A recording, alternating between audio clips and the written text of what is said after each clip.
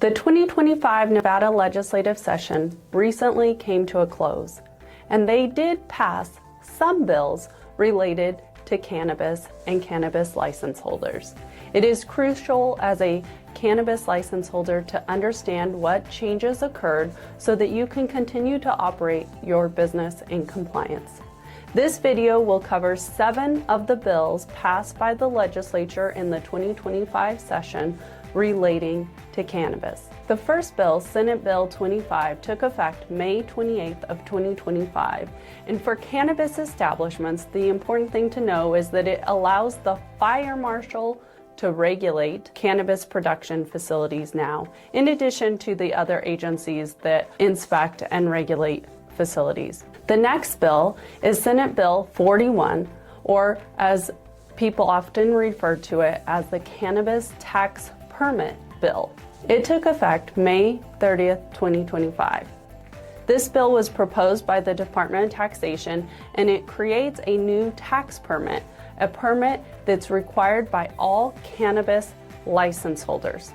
A cannabis license holder must obtain a cannabis tax permit by September 1st of 2026. And the bill lays out the provisions that are required to obtain such a permit, which includes being in good standing with the Department of Taxation prior to them issuing these existing licensees a cannabis tax permit.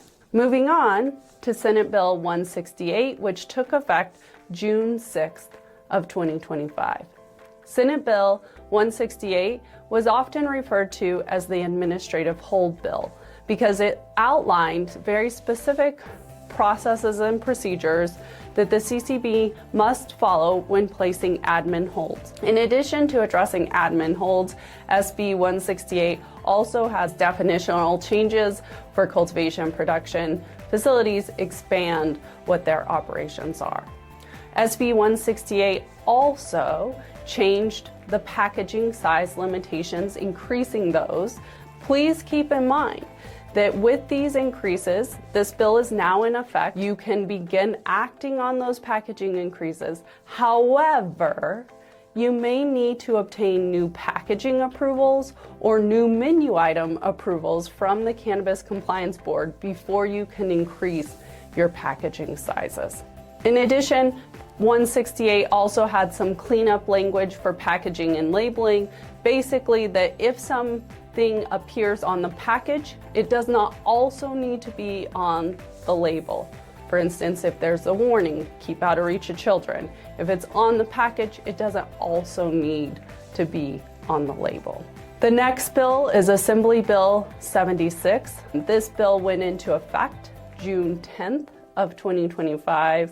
This was the CCB's own bill, and it had a lot of cleanup, and the CCB referred to it as the agency-run bill.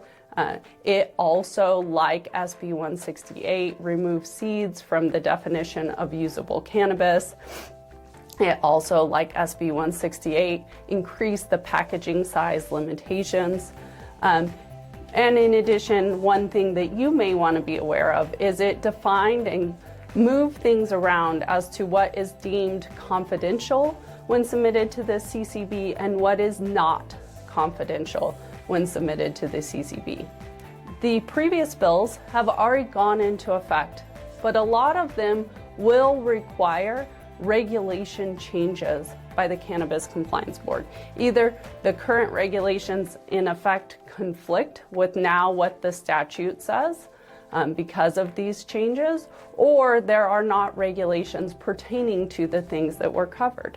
The next 3 bills that I'm going to cover all take effect October 1st of 2025. For those regulations, the CCB also will likely begin the regulation process in August. It likely will not be completed by the time these bills take effect. The first bill is Assembly Bill 365.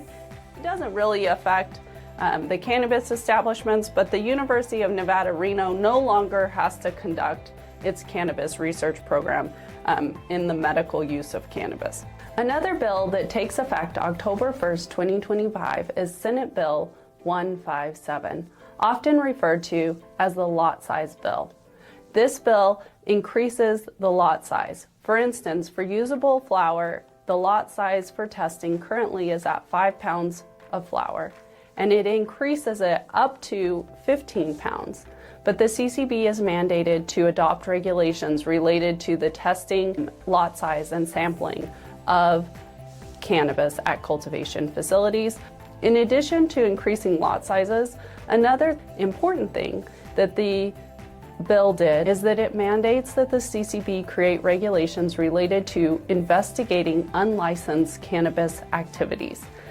Therefore, investigation of these unlicensed cannabis businesses becomes under the purview of the CCB, and they have the power to investigate and adopt regulations into that investigation process.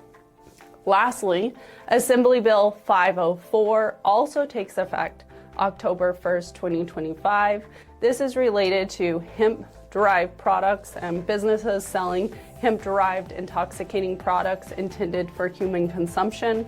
This bill prohibits deceptive trade practices by those businesses selling intoxicating hemp products. They have to put out certain signage. They can't advertise that it's cannabis. They have to have clear signage that in fact it is not. So there are advertising and other restrictions placed on such businesses. And again, the CCB does have investigative powers to investigate the unlicensed cannabis activities.